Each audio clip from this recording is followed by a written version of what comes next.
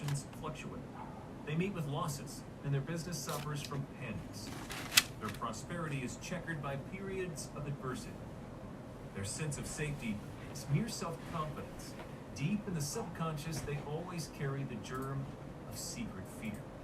No one can ever be wholly free from fear who recognizes any limitations in the supply.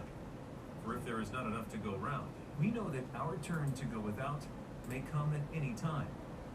The lapses and failures of New Thought people are traceable directly to the idea of a limited supply, to the idea that success and the attainment of wealth are possible only to part of us.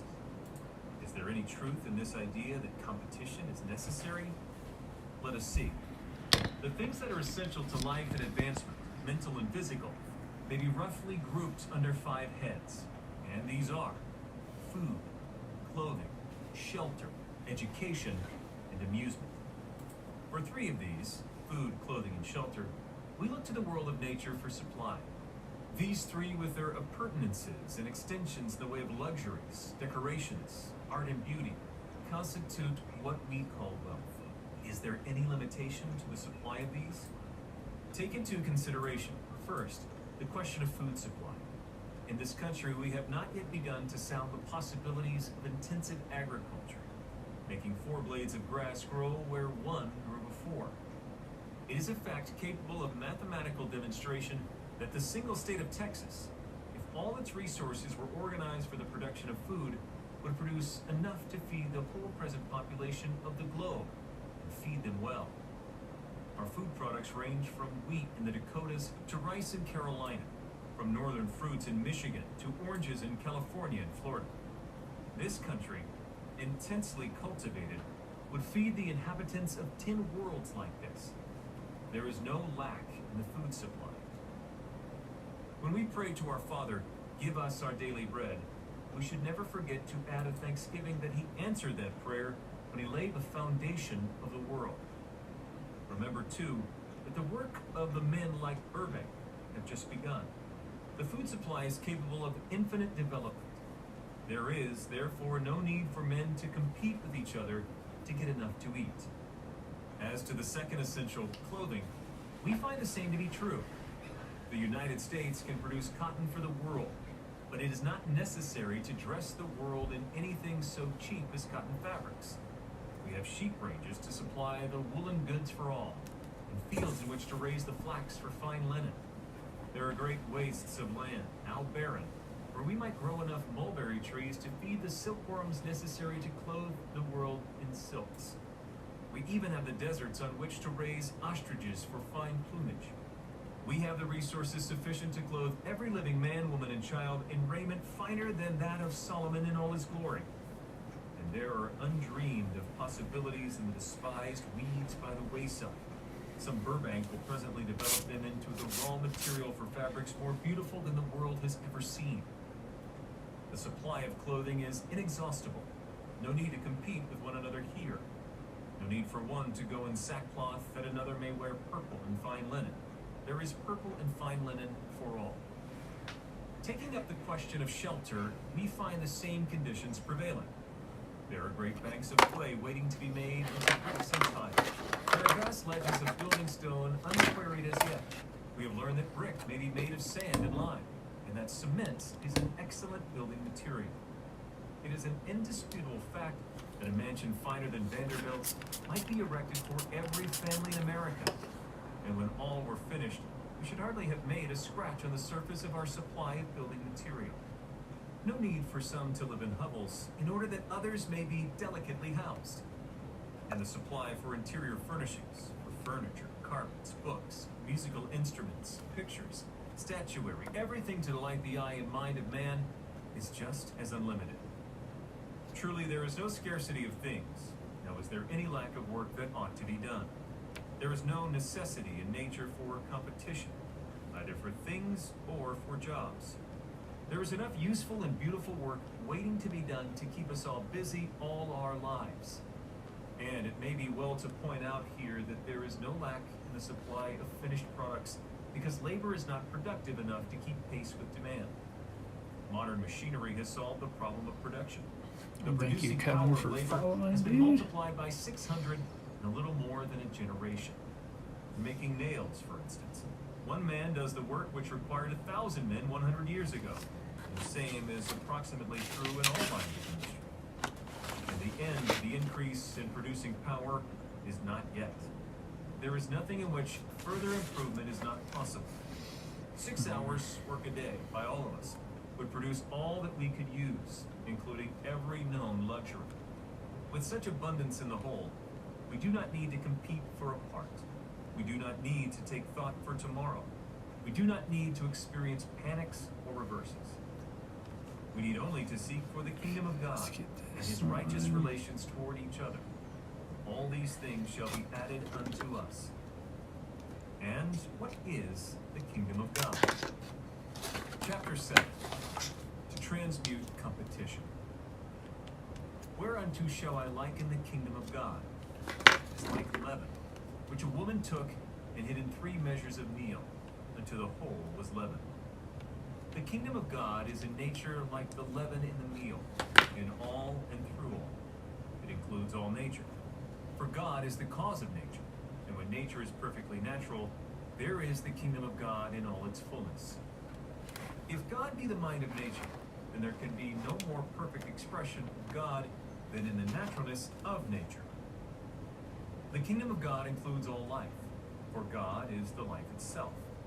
And when life is lived in a perfectly natural way, there is the kingdom of God in all its fullness. For there can be no more perfect expression of God than the living of life in a natural way. And this brings us to the question, how may life be lived in the natural way? The living of life consists in continually advancing into more life. Drop a seed in the center of a field. The life in the seed at once becomes active. It ceases to merely exist, and begins to live. Soon it produces a plant and a seed head, in which there are 30, 60, or 100 seeds, each containing as much life as the first seed contained. These fall into the ground, and in turn begin to live. And in time there are 1,000,000 seeds in the field, each containing as much life as the first seed contained. The life of the first seed, by the mere act of living, has increased 1,000,000-fold. The living of life consists in continuously increasing life. There is no other way to live. The necessity of life or increase is the cause of what we know as evolution. There is no such thing as evolution in the mineral world. Minerals do not advance or progress. Lead does not evolve into tin, tin into iron, iron into silver, silver into gold, and so on. Evolution is found only in the organic forms of life, and caused by the natural necessity of life to find fuller and fuller expression. Life on this earth began, no doubt, in a single cell. But that single cell could not give sufficient expression to life, and so it formed a double-celled organism, then organisms of many cells, invertebrates, and mammals, and finally man. All this because of the inherent necessity of life to advance forever into more complete expression. And evolution did not cease with the formation of man. Physical evolution ceased, and mental and spiritual evolution began. Man, from the beginning, has been developing more ability to live. Each generation is capable of living more than the previous generation. The race is continually advancing into more life. And so we see that the living of life means to live more. The action of consciousness continually expands consciousness. The primal necessity of the mind is to know more, and feel more, and enjoy more. And this necessity of mind is the cause of social evolution and all of progress. If we take conscious life, as we must, to be the highest expression of God, or of the mind of nature, then the purpose of all things must be to further the development of conscious life. And if man is the highest form of conscious life, and he is, then the purpose of all things must be to further the development of man. And if the development of man consists in the increase of his capacity for life, then the purpose of all things in nature must be to further the continuous advancement of man into more and more life. Life finds expression by the use of things. The measure of a man's life is not the things he possesses, but the number of things he is able to use rightly. And to have fullness of life is to have all the things we are capable of using rightly. The purpose of the mind of nature being the continuous advancement of man into more life, it must also be the intention of that mind that every man shall have the unrestricted use of all the things that he is capable of using and enjoying rightly, for that his own shall come to him. The purpose of God is that all should have life and have it more abundantly. God is the mind of nature, and God is in all and through all. Therefore, the mind or intelligence of God is in all and through all, like the leaven in the meal. The desire for advancement is a fundamental fact in the action of mind. Therefore, the desire for advancement is in all and through all. All things desire the advancement of every man. If a man desires any good thing in order to live his life more fully, that thing desires him also. The mind of things responds to the mind of man when man desires advancement. All things work together for good to those who desire only advancement.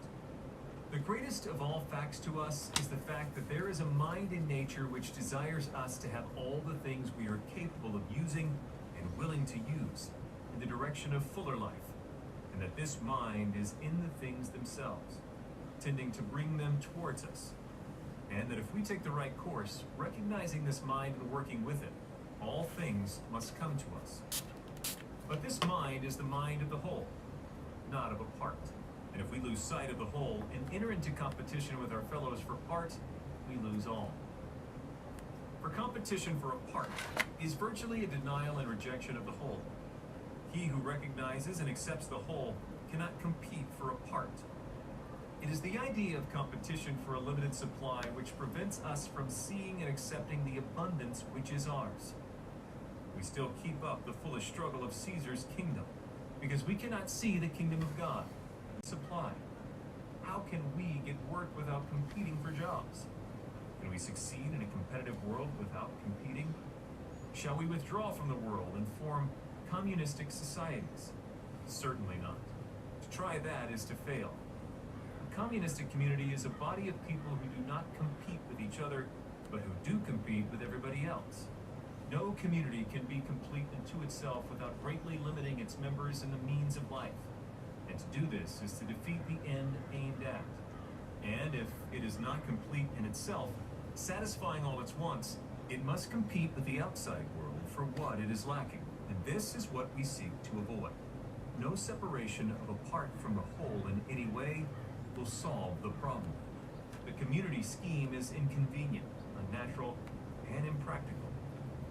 Shall we establish socialism and the cooperative commonwealth? We cannot do it, because socialism and the cooperative commonwealth are things of the whole and can only be established by the whole. In reality, the cooperative commonwealth can never be established. It must establish itself, and it may take it a long time yet to do so. We cannot do away with competition by legislative enactment of any kind so long as the majority of men believe in the limited supply. So we must keep right on in business under the present system, and yet cease to compete. Can we do it? Yes. But how? Chapter 8, Man and Money. I am come that they might have life, and that they might have it more abundantly. God, the mind of nature, produces the abundance of nature with the purpose of providing for the development of man, not of some men, but of man. The purpose of nature is the continuous advancement of life. And as man is the embodiment of God and the highest form of life, the purpose of nature must be the continuous advancement of every man into more abundant life. That which seeks the advancement of every man cannot take anything from any man. Therefore, to be one with the mind of nature is to seek the advancement of all at the expense of none. To seek to get for all what one desires to get for oneself. This must lift one entirely out of the competitive thought. What I want for myself, I want for all. That is the declaration of independence aimed at the competitive system. Our Father, give us. That is the prayer of advancing life. This declaration and prayer are in unison with the mind of nature. The man who so declares and so prays is mentally one with all that lives, God, nature, and man. And this is the at-one mint. To be mentally one with the mind of things makes you able to register your thoughts on that mind and your desires as well. When you desire a thing, and your mind and the mind of things are one, that thing will desire you and will move toward you. If you desire dollars, and your mind is one with the mind that pervades dollars and all things else, dollars will be permeated with the desire to come to you, and they will move toward you, impelled by eternal power, which makes for more abundant life. To obtain what you want, you only need to establish your own at-one-ments with the mind of things, and they will be drawn toward you. But the primal purpose of the mind of things is the continuous advancement of all into more abundant life. Therefore, nothing will be taken away from any man or woman and given to you unless you give to that person more in the way of life than you take away. It will be plainly seen that the divine mind cannot be brought into action in the field of purely competitive business. God cannot be divided against himself. He cannot be made to take from one and give to another. He will not decrease one man's opportunity to advance in life in order to increase another man's opportunity to advance in life. He is no respecter of persons, has no favorites. He is equally in all, equally for all, and at the service of all alike. To make the at-one-ment, you must see that your business gives to all who deal with you a full equivalent in life for the money value of what you take from them. I say in life. That does not necessarily mean in money value. Here is what many critics of the profit system fail to understand: that a thing of small value to one man may be of inestimable value to another, who can use it for the advancement of his life.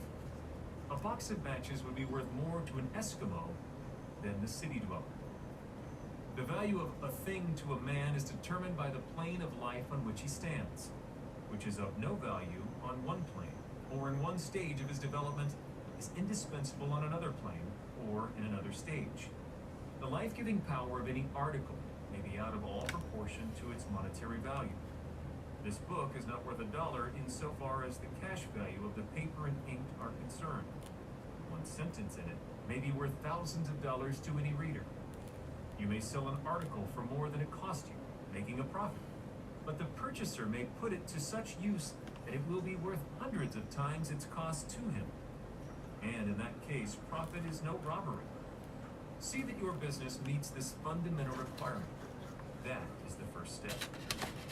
When you have done this, you are one with the intelligence in nature, which is working for more life for all. You are working together with him, as St. Paul says. You and your Father are one. The aim of your work is that all may have life and have it more abundantly. What you seek for yourself, you are seeking for all. And the mental principle in everything that you need begins to gravitate toward you. If you need dollars, the mind of things in the dollars is conscious of the need, and you can affirm with truth, dollars want me. Dollars will begin to move toward you, and they will come, invariably, from those who need what you can give in exchange. The divine mind will attend to the transference of that which is needed for the advancement of life to the place where need exists. This will apply not only to all that you need to keep your business going, but to all that you are capable of using to enter into fuller life yourself. No good thing will be withheld from you. Your unity with the evolutionary power, with the purpose of nature, will be such that you will receive all that nature has to give. Because you will do always the will of God. All things are yours, and you need to compete with no one. But you must bear in mind that your wants are impressed on the divine mind only by your faith. A doubt cuts the connection. Anxiety and fear cuts the connection. Exactly as you are in the matter of impressing your own subconscious mind, so you are in the matter of impressing the mind of things.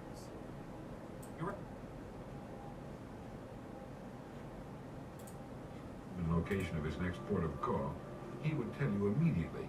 There's not the slightest doubt in his mind. Can you tell anyone your destination just as quickly and in one sentence? The captain of the ship knows that he can arrive at only one port at a time. He knows that it's impossible to arrive at two. Do you know that? He also knows that his destination will be invisible for fully 99% of his voyage, but he knows it's there, and that he'll reach it if he will just keep doing certain things a certain way every day. One fine morning, his destination will appear on the horizon. He'll sail into port, his voyage successfully completed.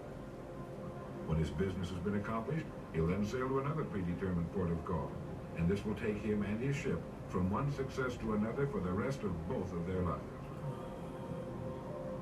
By understanding that he can reach only one port at a time, the owner of a ship can, in the short space of a very few years, reach hundreds of ports successfully. There'll be problems, lots of them, but they'll be solved, and the ship will steam its solitary course over the deep oceans of the world, devoting its life to accomplishing its mission. Men and women who follow this sensible, obvious, and meaningful way of life will do the same. But the paradox is that most are like ships without rudders. They're subject to the whims of wind and tide. And while they hope they'll one day arrive in a rich and bustling port, you and I know that for every narrow harbor entrance, there's 1,000 miles of treacherous and rocky coastline. The chances of their just drifting into port are 1,000 to 1 against them. These are the unfortunate people who, not knowing the rules, believe that circumstance controls our lives. They believe in luck and superstition, fate. They believe that success comes as a result of who you know, not what you know.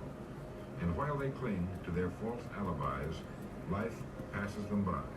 For the rules of life are just, and they are checkmated, without haste, but without remorse. Now what about you?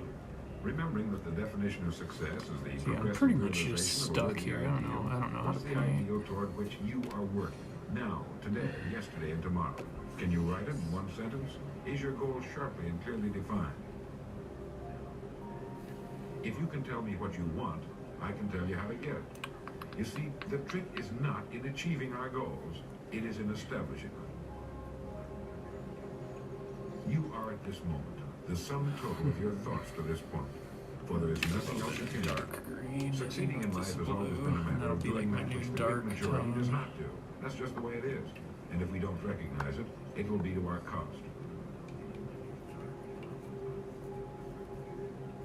To amount to anything as individuals, we've got to be individuals. We've got to have individual goals, individual thinking, individual it's too action. bright. We must never conform to the great mass of people.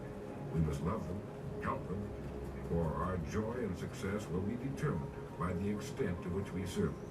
But we must never lose our individuality and identity by permitting ourselves to be submerged in this suffocating sea of indirection and purposelessness.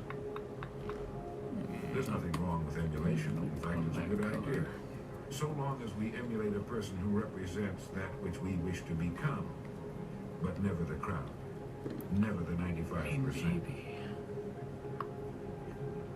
Do you know what the answer was, the secret to achievement that I had devoted nearly 20 years to finding? Its pure simplicity had caused it to elude me. I had been looking for something complicated, something only a mind prepared by years of study could grasp. And I found the answer so simple a child can understand it. In 6 words, we are what we think about. Our minds, our thinking controls our destinies here on Earth to a degree totally unsuspected by the great majority of people. If we become what we think about, and if we can control our minds, we can pretty well tell our own future. And that's the point I want to make. Each one of us is the architect of the structure fashioned by our years. This means that if we're confused about what we wish to become or accomplish, our lives, our environment will mirror that confusion. It also means that if we know what it is we seek, that it must be accomplished. We as individuals can call our own shots for the rest of our lives. We can know what it means to go through life from one success to another, to play life according to the rules and reap the rewards. We can know what it means to have peace of mind and live calm, cheerful, successful lives.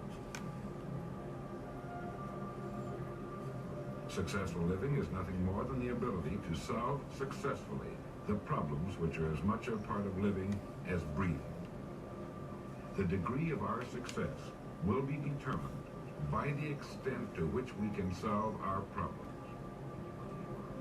The problem with the great majority of individuals is not with their ability to achieve their goals in life, but rather with the failure to understand two factors vital to successful living. The first is to make the decision as to what it is we want enough to give it most of our attention until it's been achieved, and to clearly define it. And the second is to fully understand that we have the ability to achieve this goal, or we wouldn't want it in the first place. The next vital rule to successful living is to understand that our success is won or lost by our ability to serve others. We are interdependent, and it's just as impossible to succeed without serving others as it would be to live in our modern world without others serving us. Our rewards in life will and must always be in exact proportion to our service. Now, a lot of people don't like this law, if they're even aware of it, but not liking a law does nothing to change it. Look where you will find this law in undeviating operation. Our rewards will always be in exact proportion to our service. All attempts to sidestep or in any way avoid this law will result in frustration and failure. 95% of the people never quite understand, emotionally or intellectually, that we as individuals control, to an altogether unsuspected extent, our lives here on earth. That each one of us is the architect of the structure fashioned by our years. All of us want the same things, but only about 5% figures out how to get them. The failure of most people to live successfully is not caused by their lack of abilities, far from it, but rather in their failure to decide what it is they want, and understanding that our wants are governed by our talents and abilities, and that we are divided into two groups of roughly 5% and 95%, and that it's the 5% group which is successful. Success is the progressive realization of a worthy ideal. That is, anyone who knows where he is going in life is a success. At the moment he makes the decision of what it is he intends to accomplish, of what it is he considers a worthy ideal, he is successful. Once this goal has been accomplished, he is again, by our definition, a failure, until he establishes a new goal toward which to work. To my mind, this is what we as human beings were intended to do, to go through life from one achievement to another, and to finally come to the end of our road here on earth, still reaching, still working toward a new and better plateau on which to stand. For this is to live and live completely, to know as much as we can know, to serve as much as we can serve, to accomplish as much as we can accomplish. Since success is the progressive realization of a worthy ideal, why are we faced with only 5% who can be called really successful? Because the best estimates available tell us that only about 5% will ever decide upon and define the one thing they want. One thing, because we can only do one thing at a time. To my mind, the story of a person's life is the story of a quest, a search to which he devotes his life. We know that the happiest people on earth are those who know exactly what it is they seek and set boldly out to find it. And while we're all dreamers, the fortunate ones are those who have found a dream so exciting and worthwhile that they'll devote a part or all of their lives to making that dream come true. But while all dream, by far the great majority, that 95%, never realizes that a persistent daydream is often the point on which we should set our compass, the place toward which it is meant for us to journey. The tragedy is that the great majority shrugs off this built-in direction finder and returns to the wide, visible, well-marked road in life which they feel must be the best road because it carries the heaviest traffic.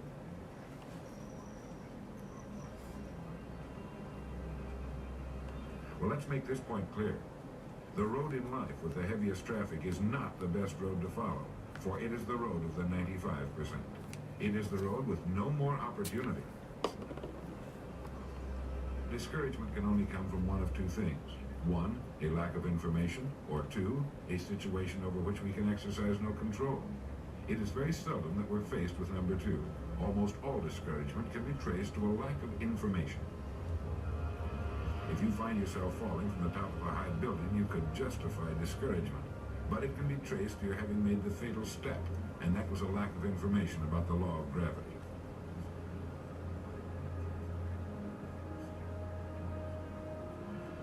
You need only take a look at human history. Of all the billions of human beings who've lived on Earth, all great advances, All great ideas have come from just a handful, a few thousand out of billions. Now, how have the people as a group reacted to the great ideas? Every great leader and thinker, from Socrates to the Wright brothers, has been scorned, ridiculed, poisoned, imprisoned, stoned, burned at the stake, or crucified. Why? Lack of information, lack of knowledge. It comes from following the wrong crowd. Every job, no matter what it may be, holds somewhere within itself the key to everything we want in life, the key to greatness. But we must look for it, and we must think. It is being undecided, uncommitted about what we're going to do that keeps us from doing our best. We're working with one hand and looking around with the other. So make the decision once and for all. Perhaps for the first time in your life, you will know where you are in the world. We can either compete or create. And when we begin to do this, there's no limit to that which we can achieve. Most people will tell you that security rests with a job. This is impossible. There is no such thing as a job that represents security. Anyone with a job can lose it for any one of 1,000 reasons at any time. A job cannot represent security. There is only one place on earth you can find security, and if it isn't there, it isn't anywhere. It's inside of a person, never outside. If a man has security inside where it belongs, his wife and children can feel it when he sits down to eat with them, and they're warmed by it. If a man has security inside where it belongs, you can see it walking down the street, and you can feel it when he enters a room. That's security, and you can't take it away from him. You can take away his money, his home, and drop him anywhere in the country. Go back in a year, and he'll be doing just as well as when you found him the first time. You can't keep a good man down, no matter what you do to him. This man or this woman has security where it belongs. It comes from being a pro in a world of amateurs. Becoming a pro isn't difficult. It comes from knowing what to do with time. It comes from knowledge, planning, and working. And by devoting an hour a day to study, we can become outstanding professionals in 5 years or less. The person who does this is the person people call lucky. Good things just seem to happen to him. The so-called breaks start coming his way. But it's a result of planning and working positively that attracts the good things to us. I can't emphasize too much the importance of describing your goal in detail. You're on course, and you'll reach more successful ports in a few years than most men do in a lifetime. Working more than the average, if we're going to achieve more than average results, is necessary, of course. But with proper planning and with knowledge, it seems easy. Unless we have a desire to do a certain thing, we find ourselves without the energy. But you will never find desire without energy.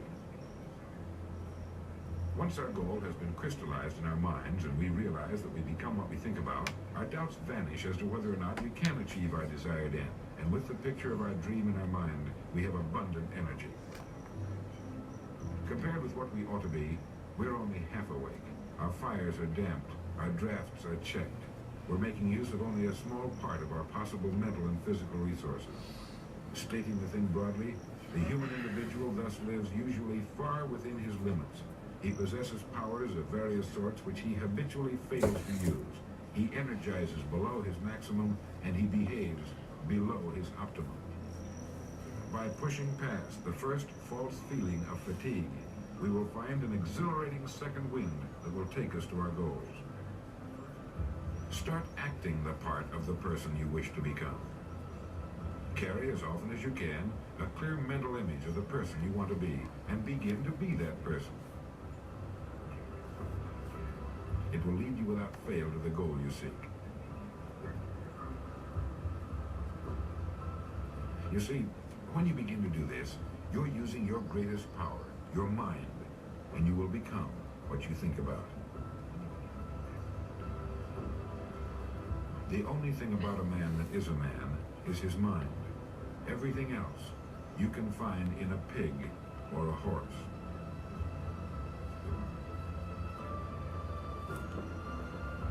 minds represent our hope and our future. Yet, as a rule, it is the last place the average person will turn to for help. Your mind contains riches beyond belief, but you must prospect this rich and largely unexplored continent.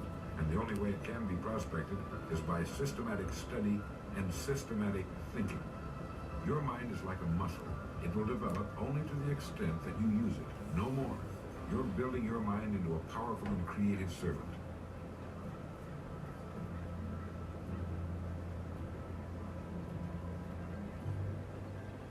The first and most important thing to remember is the rule that controls our life. We become literally what we think about.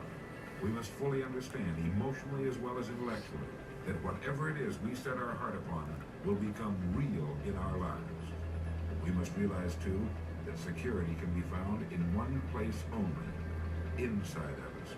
If it isn't there, it isn't anywhere. Let's be different. A strong life is like that of a ship of war, which has its own place in the fleet and can share in its strength and discipline, but can also go forth alone to the solitude of the infinite sea.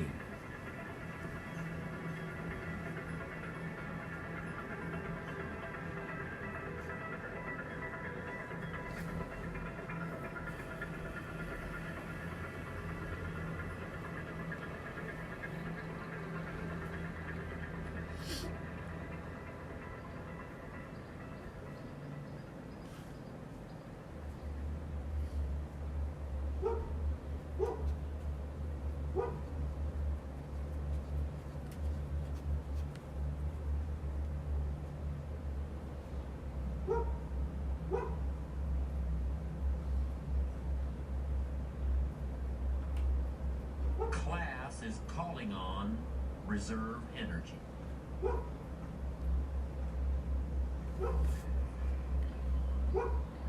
Damn, my stroke economy is just on fire right now. Class is the ability to overcome any Holy number shit. of challenges during a race.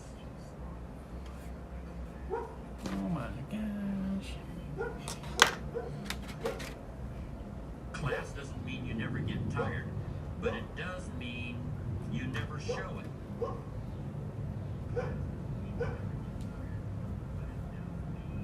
Class doesn't mean you're not tempted to quit sometimes, but it does mean you never actually do. And in the final yards of a race, class makes the difference. This is an extremely important element of strong character. I also suspect that in recent years we've overlooked the importance of perseverance to some extent, because we believe so strongly in talent as the true determinant of success.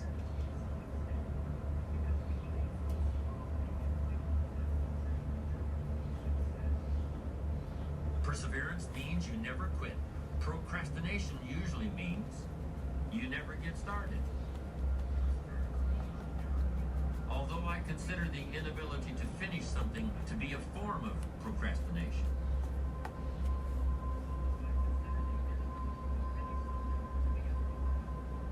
I'm a perfectionist. Everything has to be just right before I can get down to work. No distractions, not too much noise, no telephone calls interrupting me. And of course I have to be feeling well physically too. I can't work when I have a headache. The other end of procrastination, being unable to finish, also has a perfectionist explanation. I'm just never satisfied. I'm my own harshest critic.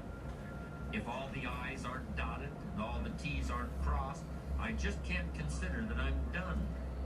That's just the way I am, and I'll probably never change. Do you see what's going on here? A fault is being turned into a virtue. The perfectionist is saying that his standards are just too high for this world. This fault into virtue syndrome is a common defense when people are called upon to discuss their weaknesses. But in the end, it's just a very pious kind of excuse making. The basis of procrastination could be fear of failure. That's what extreme perfectionism really is once you take a hard look at it. What's the difference whether you're afraid of being less than perfect or afraid of anything else? You're still paralyzed by fear.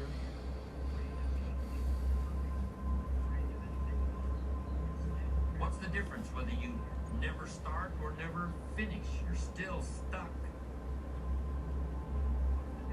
You're still going nowhere. You're still overwhelmed by whatever task is before you.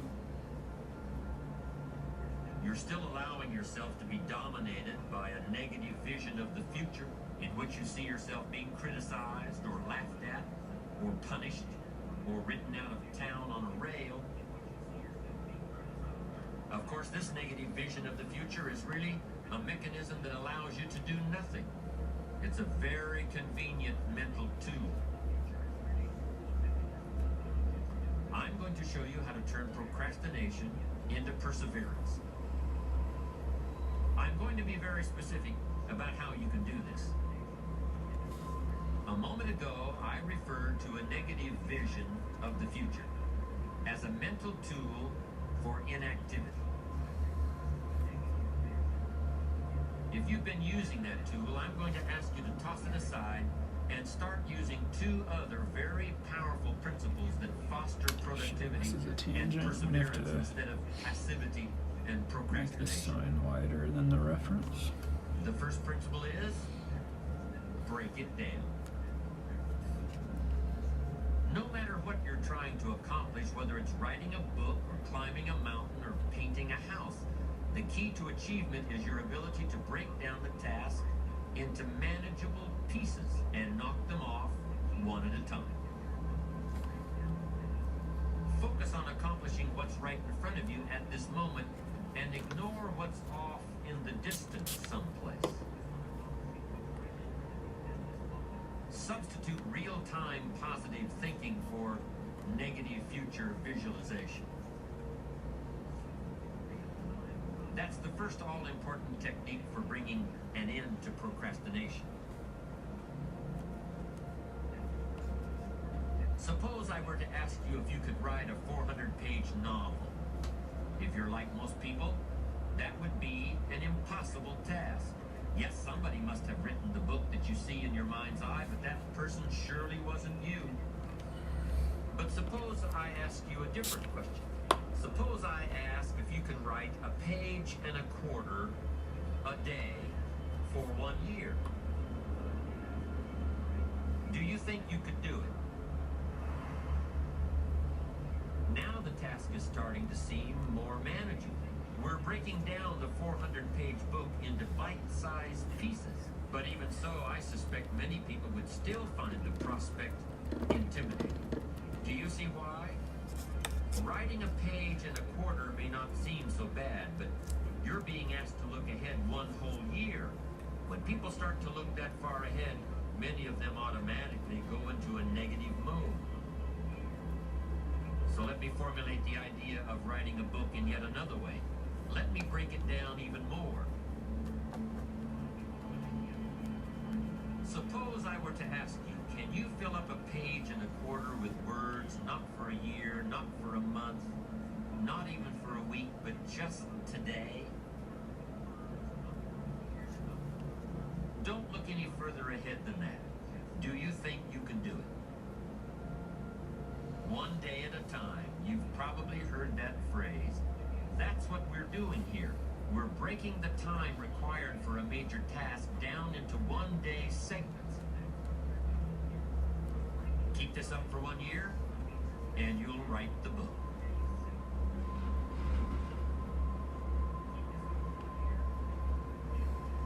Discipline yourself to look neither forward nor backward, and you can accomplish things you never thought you could possibly do. Then all you have to do is persevere. Procrastination won't be a problem because the task is now so small that fear won't kick in. And it all begins with those 3 words: break it down. My second technique for defeating procrastination is also only 3 words long. The 3 words are: write it down.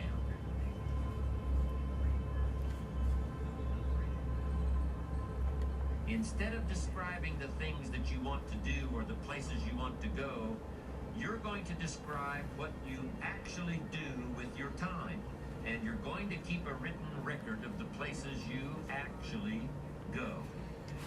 In other words, you're going to keep a diary of your activities. And you're going to be amazed by the distractions, detours, and downright wastes of time that you come up with during the course of a day. All of these get in the way of achieving your goals. For many people, it's almost like they planned it that way, and maybe at some unconscious level, they did. It forces you to see what you're actually doing and what you're not doing. And you should keep this up for at least a week. You don't have to do anything else at all. It's just a process for making yourself aware of how you actually spend your time. You will naturally and effortlessly begin to reorganize your life. Perhaps that seems like too much to believe, but it's true. When you're forced to write down the fact that you hung out at the coffee machine for 15 minutes today, you'll think twice about doing that again tomorrow. When you've got to put it in writing that you worked on an important project for 30 minutes today and then took a break to read the newspaper, you'll persevere a little longer on the project tomorrow and forget about the newspaper. Break it down, write it down. This is how you put an end to procrastination. This is how you get yourself started. But how do you keep going? How do you keep your motivation consistently high? How do you learn to persevere when the novelty is worn off and you're still some distance from your goal? The Irish poet William Butler Yeats once wrote a poem describing some of the unfortunate characteristics of the modern world. One of the things Yeats noticed was the fact that bad people seem to have the most energy, while good people become discouraged and doubtful of their own abilities. The best lack all conviction, while the worst are filled with a passionate intensity. Those are the words Yeats used. And it's true that we can look around the world and see all sorts of things happening that we might wish were not happening. And there are people working very hard to make those things happen for reasons that we might not admire. And when we see that, it's easy to start saying, what's the use? What hope do I really have? Why don't I just give up on all the things I've been trying to accomplish and just start taking it easy? Even people of strong character feel that way sometimes. All of us have moments like that. That's when perseverance gets really, really tough. What's the answer? What do you want to do? What do you want to be? What do you want to see? What do you want to have? Where do you want to go? With whom do you want to share? In other words, who are you working for besides yourself? Who is depending on you? Who will benefit if you persevere and succeed? Who will suffer if you give up and stop trying? I'm scared. The world is full of bad things. That's why I have to become stronger. Who can you reach out to and help once you've achieved your goals? The world's not a dark place, that's a lie. If you have a family, your spouse and your children are depending on you. Perhaps even your parents are depending on you now, if they're elderly and require some care. But even if you're a single person or just starting out in your career, you can think of reasons to persevere and succeed that go beyond your personal needs. This sharing doesn't have to be limited to money either. If your work has given you certain skills, you can share your time and your abilities. You can and you should. But even this isn't putting it strongly enough. It isn't just that you'll do better if you feel you're working for others in addition to yourself.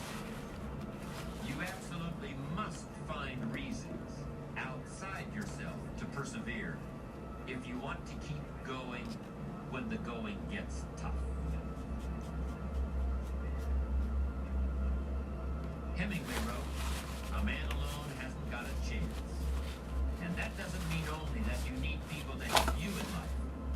It means also that you need people you can help.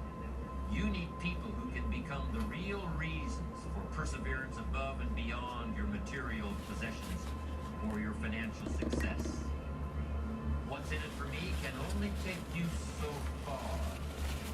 What's in it for somebody besides me can take you as far as you need to go.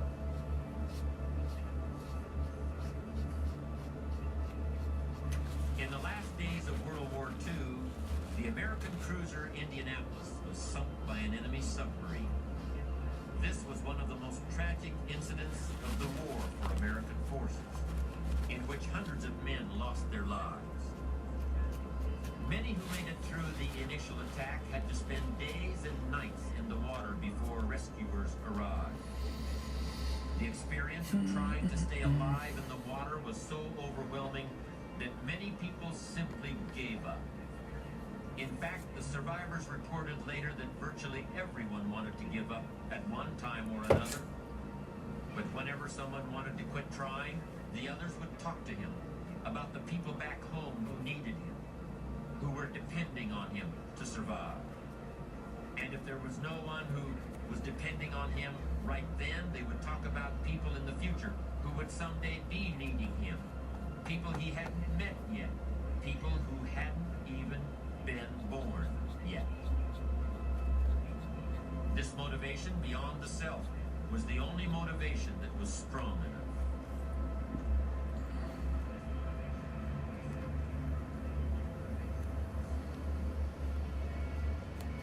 Some of us are hungry for wealth and power.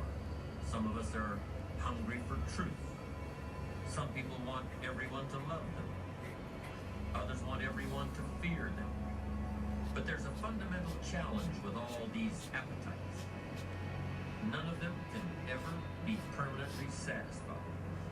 When it comes to wanting things, there's never any such thing as enough.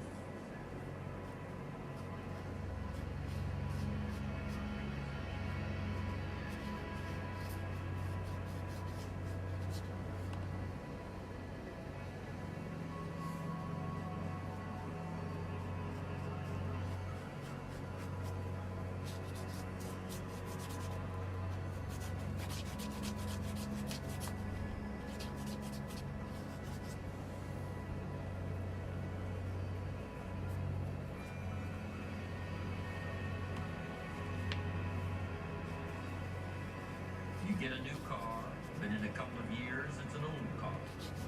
You get a new computer. It does everything real fast, certainly faster than the one your neighbor's got. But then a year goes by, and now your neighbor gets a computer that's even faster than yours. Where does it all end? There's really only one kind of person who's actually comfortable with the impossibility of satisfying his appetite. This is the person who wants that mysterious commodity called wisdom, whatever that is, and wants it more than all the cars and computers in the world. Wisdom, like the learning capacity of the human brain, is infinite. There will always be more to know, and there will always be plenty of room in your brain for everything you learn. Life is a paradise, really, if you're a person who genuinely wants wisdom.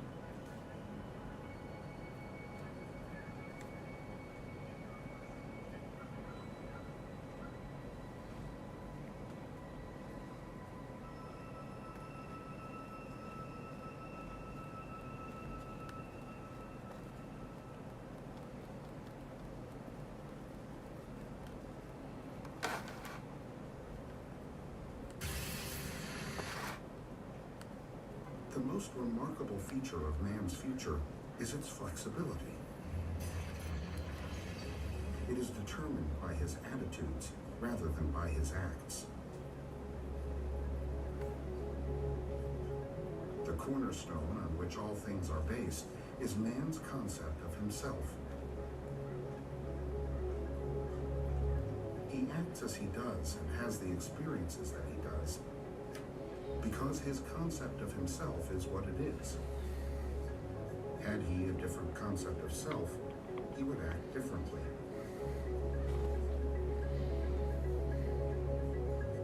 A change of concept of self automatically alters his future, and a change in any term of his future series of experiences reciprocally alters his concept of self.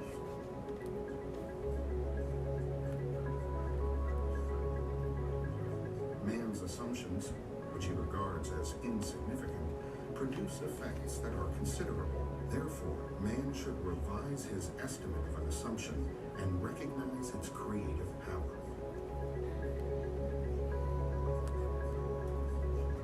The future, although prepared in every detail in advance, has several outcomes. At every moment of our lives, we have before us the choice of which of several futures we will choose.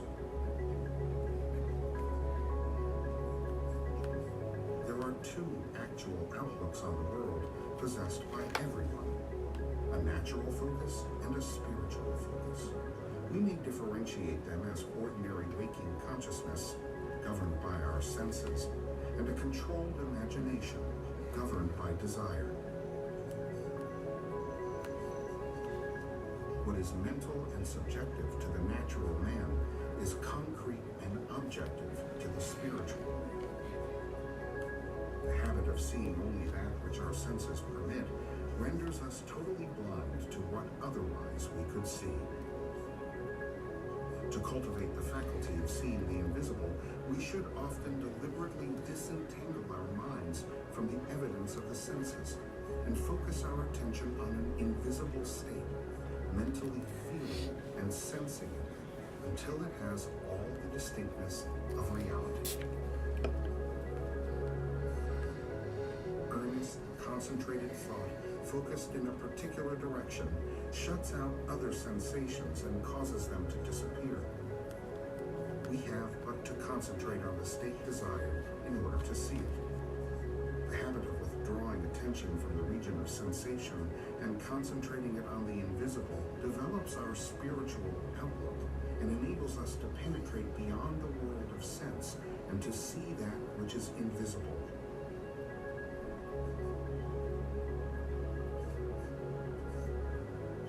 Practice will convince us that we can, by controlling our imagination, reshape our future in harmony with our desire. Desire is the mainspring of action. No matter what we do, we follow the desire which at the moment dominates our minds.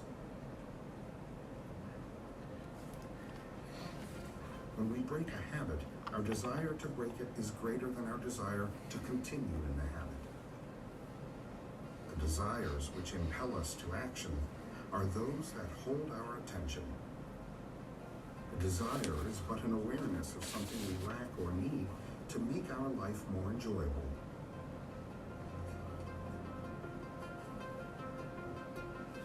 Desires always have some personal gain in view. The greater the anticipated gain, the more intense is the desire. There is no absolutely unselfish desire. Where there is nothing to gain, there is no desire, and consequently, no action. The key to progress in life and to the fulfillment of dreams lies in ready obedience to its voice.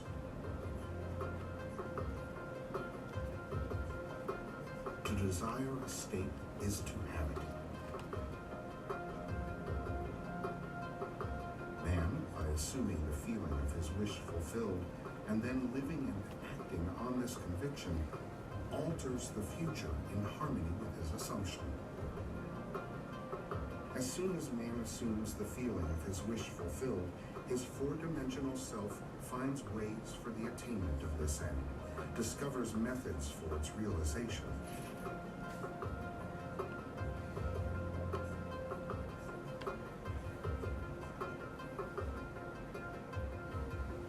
The first step in changing the future is desire.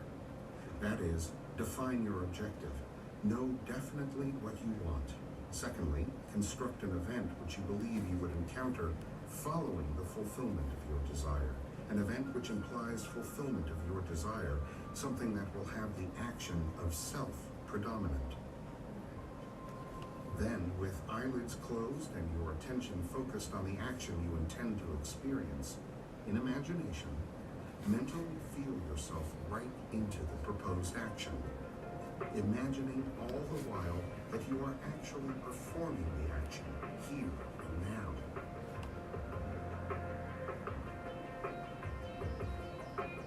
You must always participate in the imaginary action, not merely stand back and look on, but you must feel that you are actually performing the action so that the imaginary sensation is real to you.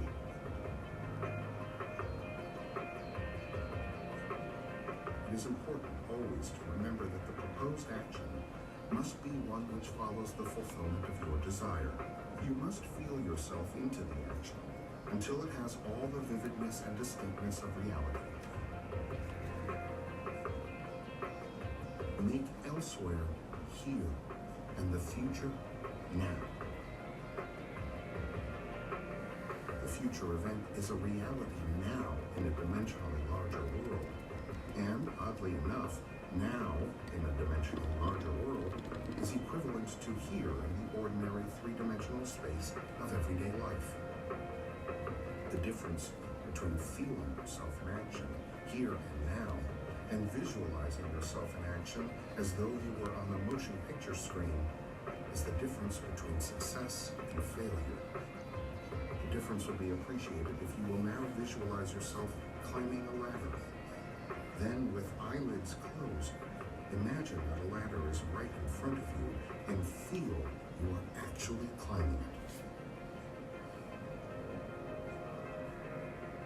Desire, physical immobility bordering on sleep, an imaginary action in which self-feelingly predominates, here and now, are not only important factors in altering the future, but they are essential conditions in consciously projecting the spiritual self.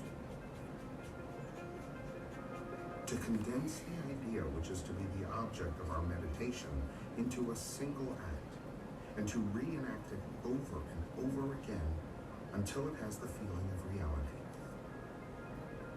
Otherwise, the attention will wander off along an associational track, and hosts of associated images will be presented to our attention.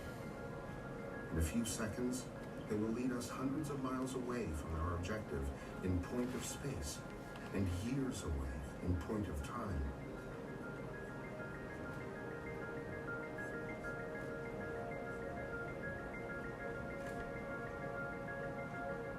If we decide to climb a particular flight of stairs because that is the likely event to follow the realization of our desire, then we must restrict the action to climbing that particular flight of stairs. Should our attention wander off, we must bring it back to its task of climbing that flight of stairs and keep on doing so until the imaginary action has all the solidity and distinctness of reality. The idea must be maintained in the field of presentation without any sensible effort on our part. We must, with a minimum of effort, permeate the mind with the feeling of the wish fulfilled.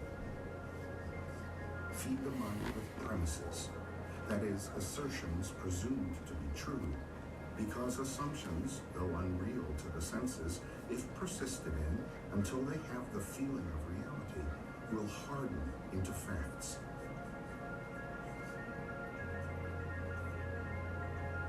Man can prove the existence of a dimensionally larger world simply by focusing his attention on an invisible state and imagining that he sees and feels it. If he remains concentrated in this state, his present environment will pass away, and he will awaken in a dimensionally larger world where the object of his contemplation will be seen as a concrete, objective reality. Men believe in the reality of the external world because they do not know how to focus and condense their powers to penetrate its thin crust. To remove the veil of the senses, we do not employ great effort. the objective world vanishes by turning our attention away from it.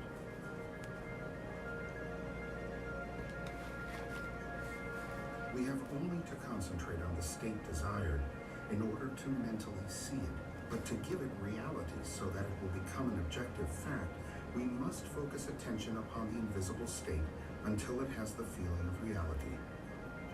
When, through concentrated attention, our desire appears to possess the distinctness and feeling of reality, we have given it the right to become a visible, concrete fact. At the end of your meditation, when you awake from your controlled waking dream, you feel as though you had returned from a great distance. The visible world which you had shut out returns to consciousness, and by its very presence informs you that you have been self-deceived into believing that the object of your contemplation is real. But if you know that consciousness is the one and only reality, you will remain faithful to your vision, and by this sustained mental attitude, confirm your gift of reality, and prove that you have the power to give reality to your desires, that they may become visible, concrete facts. Define your ideal, concentrate your attention upon the idea of identifying yourself with your ideal. Assume the feeling of being it, the feeling that would be yours were you already the embodiment of your ideal. Then live and act upon this conviction. This assumption, though denied by the senses, if persisted in, will become fact.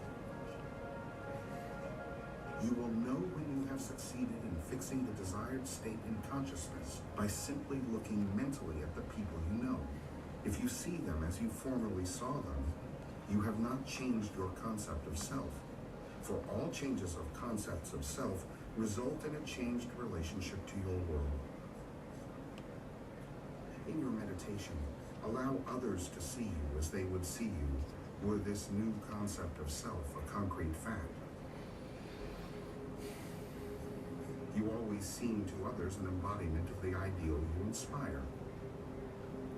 Therefore, in meditation, when you contemplate others, you must be seen by them mentally as you would be seen by them physically, or your concept of self an objective fact. That is, in meditation, you imagine that they see you expressing that which you desire to be. If you assume that you are what you want to be, your desire is fulfilled. And in fulfillment, all longing is neutralized. You cannot continue desiring what you have already realized. Your desire is not something you labor to fulfill. It is recognizing something you already possess. It is assuming the feeling of being that which you desire to be. Believing and being are one. The conceiver and his conception are one. Therefore, that which you conceive yourself to be can never be so far off as even to be near, for nearness implies separation. Being is the substance of things hoped for, the evidence of things not yet seen. If you assume that you are what you want to be, then you will see others as they are related to your assumption. If, however, it is the good of others that you desire, then, in meditation, you must represent them to yourself as already being that which you desire them to be. It is through desire that you rise above your present sphere, and the road from longing to fulfillment is shortened as you experience in imagination what you would experience in the flesh, were you already the embodiment of the ideal you desire to be.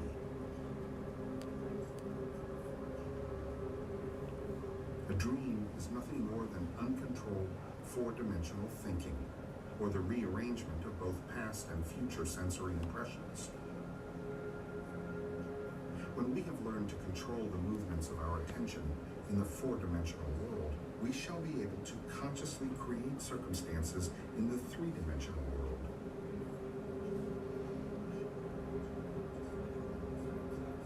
We learn this control through the waking dream.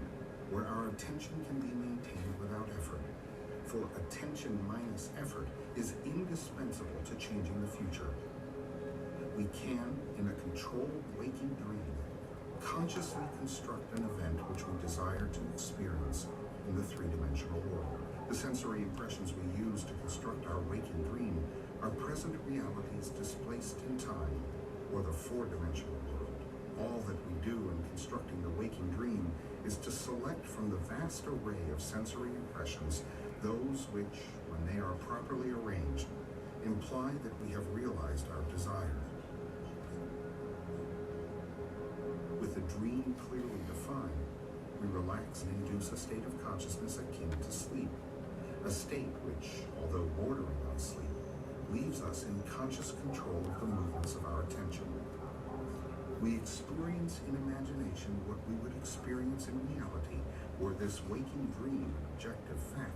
It is important always to remember that the only thing which occupies the mind during the waking dream is the waking dream, the predetermined action which implies the fulfillment of our desire. How the waking dream becomes physical fact is not our concern.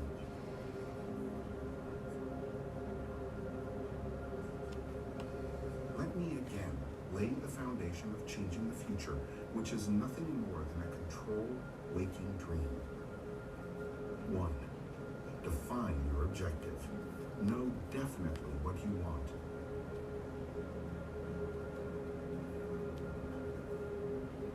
2. Construct an event which you believe you will encounter following the fulfillment of your desire, something which will have the action of self-predominant, an event which implies the fulfillment of your desire.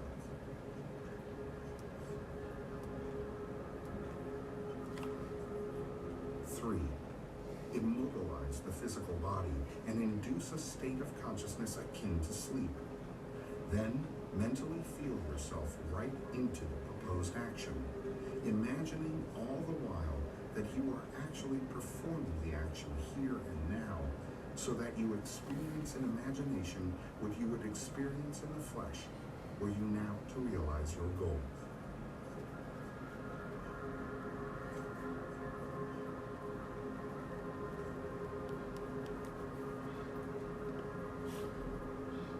Instead of learning my craft in schools where attending courses and seminars is considered a substitute for self-acquired knowledge, my schooling was devoted almost exclusively to the power of imagination. I sat for hours imagining myself to be other than that which my reason and my senses dictated, until the imagined states were vivid as reality. Man's imagination is the man himself, and the world as imagination sees it is the real world. In meditation, when the brain grows luminous, I find my imagination endowed with the magnetic power to attract to me whatsoever I desire. Desire is the power imagination uses to fashion life about me as I fashion it within myself.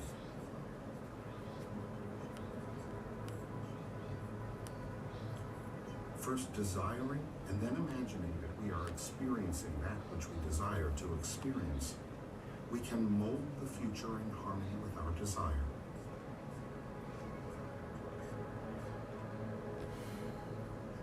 In dreaming, we are usually the servant of our vision rather than its master, but the internal fantasy of dream can be turned into an external reality.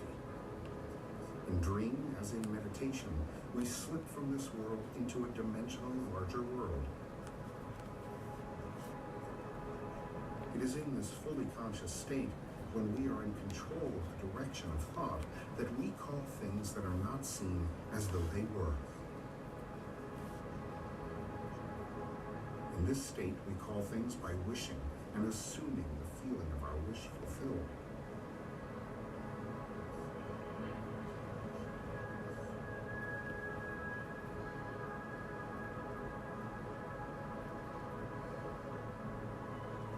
Unlike the world of three dimensions, where there is an interval between our assumption and its fulfillment. In the dimensionally larger world, there is an immediate realization of our assumption. The external reality instantly mirrors our assumption.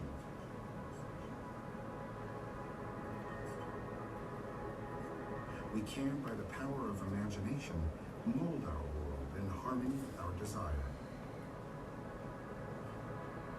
No man needs help to direct him in the application of this law of consciousness. I am is the self-definition of the absolute, the root out of which everything grows.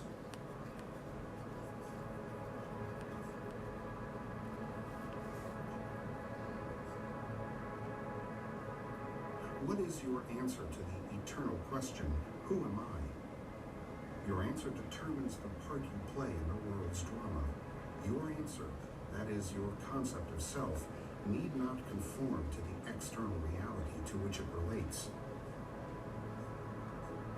If I do not believe that I am already that which I desire to be, then I remain as I am and die in my present concept of self. There is no power outside of the consciousness of man to resurrect and make alive that which man desires to experience. That man who is accustomed to call up at will whatever image he pleases will be, by virtue of the power of his imagination, master of his fate. It is our conception of ourselves which frees or constrains us, though it may use material agencies to achieve its purpose. Because life molds the outer world to reflect the inner arrangement of our minds, there is no way of bringing about the outer perfection we seek other than by the transformation of ourselves. There can be no outer change until there is first an inner change. As within, so without. Everything we do, unaccompanied by a change of consciousness, is but futile readjustment of surfaces. However we toil or struggle, we can receive no more than our assumptions affirm. Damn, I shouldn't have assumed that I fucking suck at painting. Over our ideals as we become over our dislikes, we would ascend to the plane of our ideal as easily as we now descend to the level of our hates. Love and hate Just are magical transforming power, easy. and we grow through their Alright, exercise that's it for me. into the likeness Cheers, for the everybody. contemplation.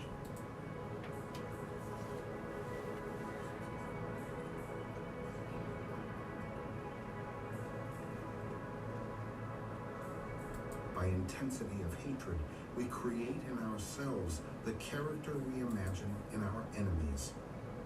Qualities die for want of attention, so the unlovely states might best be rubbed out by imagining beauty for ashes and joy for mourning, rather than by direct attacks on the state from which we would be free.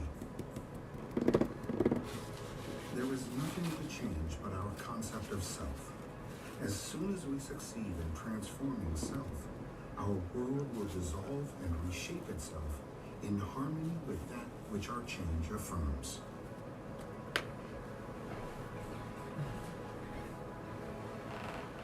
The undisciplined mind finds it difficult to assume a state which is denied by the senses.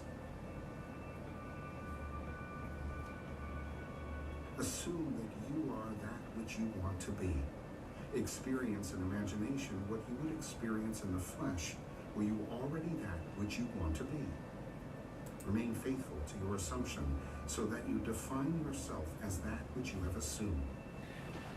Things have no life if they are severed from their roots, and our consciousness, our I amness, is the root of all that springs in our world.